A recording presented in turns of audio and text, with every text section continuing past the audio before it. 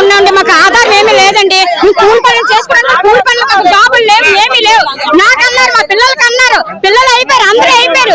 ఏం చెయ్యాలి ఇప్పుడు? మా భూములు తీసుకొని మమ్మల్ని ఏమో బాధ్యత చేయకుండా చేస్తున్నారు. మరి నాకు ఇచ్చేస్తే మేము ఎందుకు చేస్తామండి?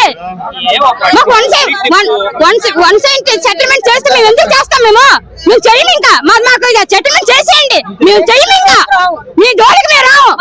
మా భూములు తీసుకొని మా తాత భూములన్నీ తీసుకొని ఈ రోజు మేము ఎంత బాధపడుతున్నాం. కూలి లేక తిండి లేక బాధపడుతున్నాం. ఈ రోజుని రోడ్లు పడ్డాము. ఇదేం కారు ఎక్కి తిరుగుతున్నారు. వీళ్ళు ఓట్లు వేయించుకొని మీకు సంబంధించి మేము 4 లక్షలు ఇస్తాము, 5 లక్షలు ఇదా ఎమ్మెల్యే గారు చెప్పేది? మాకు ఓట్లు కావాలని